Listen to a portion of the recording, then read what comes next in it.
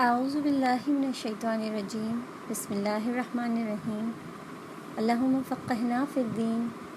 السلام علیکم ورحمۃ اللہ وبرکاتہ۔ قصہ حضرت نوح علیہ السلام۔ اللہ سبحانہ وتعالیٰ نے لوگوں کی ہدایت کے لیے ہر دور میں رسول اور نبی بھیجے جن پر اللہ نے وحی نازل فرمائی۔ انہی رسولوں میں سے ایک حضرت نوح علیہ السلام بھی ہیں جو اللہ تعالیٰ کے پہلے رسول ہیں۔ حضرت آدم علیہ السلام کے انتقال کے بعد بہت عرصے تک ان کی اولاد توحید پر قائم رہی، مگر پھر آہستہ آہستہ ان لوگوں میں بگاڑ پیدا ہونے لگا اور وہ شرک میں مبتلا ہو گئے۔ چنانچہ جب زمین پر بت پرستی عام ہو گئی تو اللہ تعالیٰ نے اپنے بندہ اور اپنے رسول حضرت نوح علیہ السلام کو اس مشرک قوم کی طرف بھیجا۔ یہ قوم عراق کے علاقے میں آباد تھی۔ حضرت آدم علیہ السلام کی اولاد میں 5 نہایت نیک بزرگ ود، سواع، یغوث، یعوق اور نصر تھے۔ لوگ ان سے بہت محبت کرتے تھے اور ان کی باتوں پر عمل کیا کرتے تھے۔ جب وہ فوت ہو گئے تو لوگ بے حد غمگین ہو گئے۔ شیطان نے لوگوں کے دلوں میں یہ خیال ڈالا کہ ان جگہوں پر جہاں وہ نیک بزرگ بیٹھا کرتے تھے ان کے مجسمے یعنی بت بنا کر رکھ دو اور ان کے نام ان بتوں کے اوپر لگا دو۔ اس طرح سے اللہ تعالیٰ کی عبادت میں تمہارا دل لگا کرے گا۔ اسی طریقے سے جب وہ لوگ زندہ تھے تو تم ان کی موجودگی میں عبادت کرتے تھے۔ لوگ شیطان کے اس دھوکے میں آ گئے اور انہوں نے ان 5 بزرگوں کے مجسمے بنا کر اپنی عبادت گاہوں میں اپنے سامنے رکھ لیے تاکہ یہ نیک لوگ انہیں ہمیشہ یاد رہیں اور ان کے توسط سے وہ اللہ کو یاد رکھیں۔ شروع میں تو لوگ ان بتوں کو دیکھ کر اللہ تعالیٰ سے خود بھی نیک بننے کی دعائیں کرتے رہے اور اللہ ہی کی عبادت کرتے رہے، مگر بعد میں آنے والی نسلوں نے انہی بتوں کی پوجا شروع کر دی۔ یوں دنیا میں بت پرستی کا آغاز ہوا۔ چنانچہ اس مشرک قوم کی اصلاح کے لیے اللہ تعالیٰ نے حضرت نوح علیہ السلام کو رسول بنا کر بھیج دیا۔ شیطان نے ان لوگوں کے دلوں میں یہ خیال بھی ڈالا کہ تمہارے باپ دادا نے یہ بت ایسے ہی نہیں بنائے تھے، بلکہ اللہ سبحانہ وتعالیٰ نے انہیں بھی کچھ نہ کچھ قدرت اور اختیار دے ہی دیا ہے، اس لیے تم ان بتوں سے دعائیں بھی مانگا کرو، ان کی پوجا بھی کیا کرو، کیونکہ یہ تمہاری مشکلات دور کر دیں گے اور تمہارے مسائل حل ہو جائیں گے۔ اس طرح لوگ شیطان کے بہکاوے میں آ کر ان بتوں کی پوجا کرنے لگے اور اللہ سبحانہ وتعالیٰ کے ساتھ شرک کرنے لگے۔ بچوں، شرک کا مطلب ہے کہ کسی ہستی یا شے کو یا چیز کو اللہ تعالیٰ کے برابر کر دینا، اور یاد رکھیے اللہ تعالیٰ نے شرک کو بہت بڑا ظلم قرار دیا ہے۔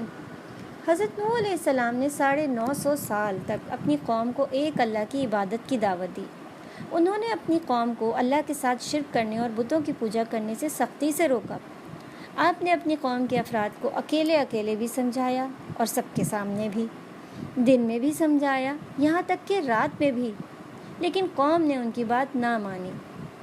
قوم نے آپ علیہ السلام کو طرح طرح کی تکلیفیں پہنچائی اور مذاق اڑایا۔ قوم کے چند غریب لوگوں کے علاوہ حضرت نوح علیہ السلام پر کوئی بھی ایمان نہ لایا۔ یہ دیکھ کر قوم کے سرداروں نے کہا، اے نوح، تمہارے ماننے والے تو اتنے غریب لوگ ہیں، ان کو اپنے پاس سے دور کرو۔ لیکن حضرت نوح علیہ السلام نے ان ایمان والوں کو دور کرنے سے انکار کر دیا۔ تو قوم نے حضرت نوح علیہ السلام سے کہا کہ ہم تمہارے کہنے پر اپنے بتوں کو نہیں چھوڑ سکتے، اب تم جس عذاب سے ہمیں ڈراتے رہتے ہو نا، اسے لے آؤ۔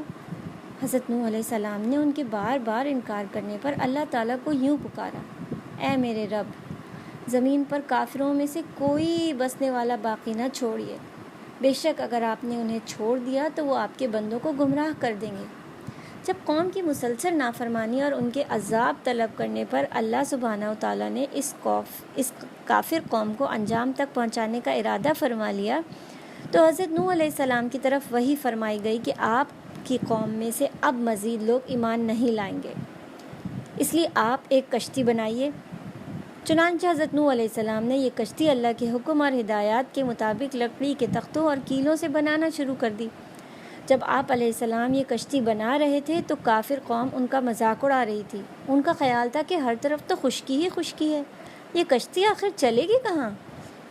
لیکن حضرت نوح علیہ السلام نے ان کی باتوں کی پرواہ کیے بغیر اللہ کے حکم پر عمل جاری رکھتے ہوئے کشتی بنا لی۔ جب کافروں پہ اللہ تعالیٰ کے عذاب کا وقت آیا تو اللہ تعالیٰ نے حضرت نوح علیہ السلام کو کشتی میں اپنے تمام گھر والوں، ایمان والوں اور جانوروں کے ایک ایک جوڑے کو سوار کرنے کا حکم فرمایا۔ اللہ تعالیٰ کے حکم سے زمین سے پانی نکلنے لگا اور آسمان سے پانی برسنے لگا، اور دیکھتے ہی دیکھتے پانی طوفان بن گیا اور پہاڑ جیسی اونچی اونچی موجیں اٹھنے لگی۔ حضرت نوح علیہ السلام کے 3 بیٹے حضرت حام، حضرت سام اور حضرت یافس ان کے ساتھ کشتی میں سوار تھے، جبکہ ایک بیٹا یام کشتی سے باہر تھا۔ حضرت نوح علیہ السلام نے یام کو آواز دی کہ اے میرے بیٹے، کشتی میں سوار ہو جا۔ اس نے کہا میں تو پہاڑ پر چڑھ جاؤں گا، وہ مجھے بچا لے گا۔